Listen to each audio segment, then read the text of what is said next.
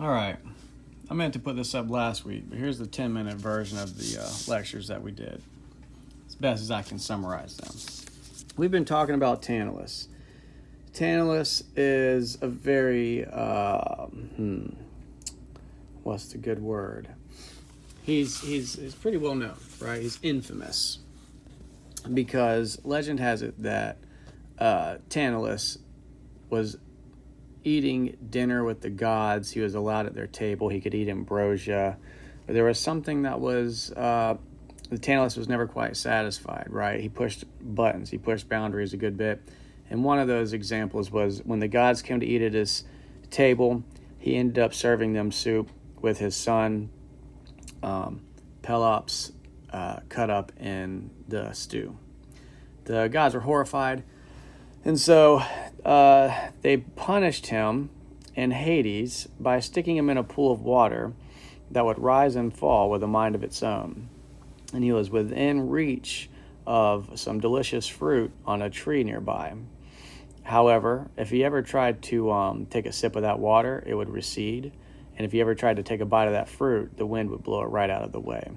So he was always tantalized, quote unquote, by food and drink, making him forever thirsty and hungry. However, a part of his punishment that's not as emphasized as much is the fact that there was a boulder sort of nearby that was threatening to sort of fall and crush him to death. And some tellings that's how he died. Zeus crushed him with a big boulder after he stole his dog.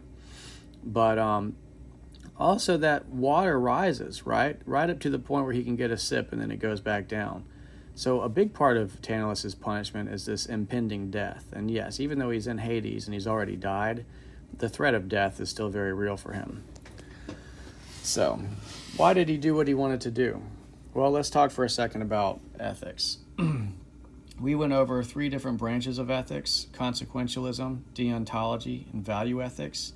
And we framed it using the trolley experiment because that's the most popular ethical sort of thought experiment that I can think of. It's been on a lot of TV shows.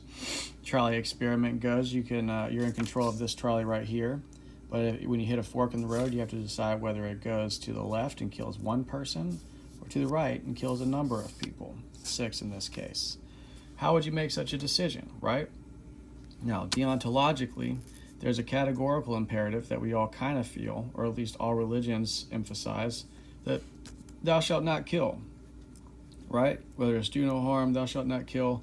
A lot of religions have a categorical rule against killing. So, if I can't use a categorical imperative to help me decide which of these lanes to choose, I might have to resort to consequentialism or value ethics. Consequentialism is the ends justify the means. And also, a very popular branch of consequentialism is utilitarianism, which says that I could make 6 people happy here if I kill the other. Whereas if I kill all of these people, I'm only making 1 person happy. So 6 is greater than 1, therefore I should kill the one over here and save the most people, thus creating the most happiness. Value ethics might say, well, what if that's my kid? Or what if that's someone I love? I don't know these people. Is it okay for me to save the one because I value them more, because I care about them more? And if you purport the proper or the appropriate value ethics, then you could make such an argument. Well, why do I mention that? Back to old Tantalus here, right? The poets don't describe well why Tantalus did what he did, and Edith Hamilton suggests that's because it's so taboo to eat people, right? It's so unthought of. There's a categorical rule against eating people. So if thou shalt not kill, right, is one, thou shalt not eat people would fit under categorical imperative in most cultures.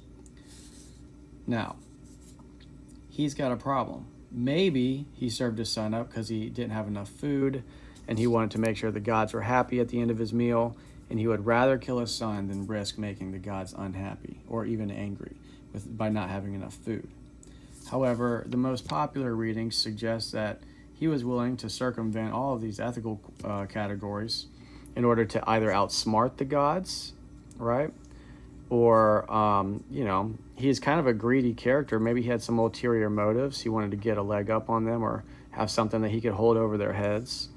Or maybe he just hated them for one reason or another and wanted revenge. Either way, his values are not strong, or what we would typically celebrate as moral.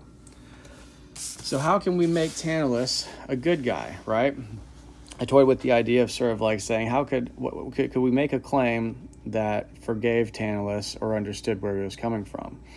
And I think part of that could be explained by a story of the Arcadians, the Deucalion flood.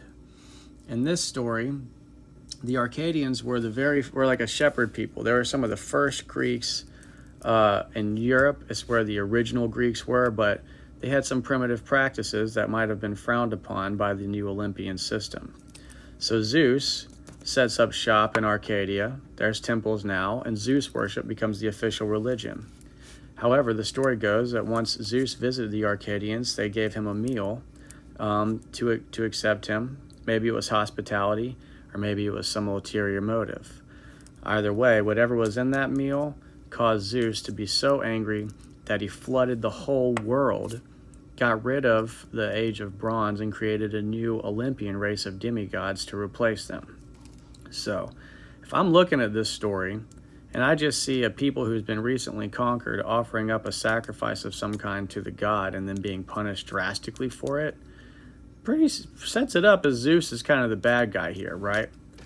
So, what could I put in that bowl to justify Zeus flooding absolutely everybody? What is so horrible that this action would be warranted so that I could explain it to future generations? Well, that's where cannibalism steps in, right? Categorically speaking, it had been so taboo to eat people that the Arcadians were killed because it was said that they served up a child of their people and served a bump in a soup. So they offered human flesh to Zeus to eat. And that's what caused him to lose his temper and kill everybody. Robert Graves, this book right here, talks a lot about how myths are representations of political transitions of power or different types of worship, different sort of a religious or social consciousness kind of evolving, and that these stories capture kings who would call themselves Zeus or Poseidon, sort of establishing new religious systems all over the European continent, or Greece. And if that's the case, we have pretty good reason to believe that cannibalism is a really sophisticated type of propaganda, right? Maybe if we distrust the storytellers, the Arcadians weren't necessarily cannibals, but they were called cannibals to justify Zeus doing what he did.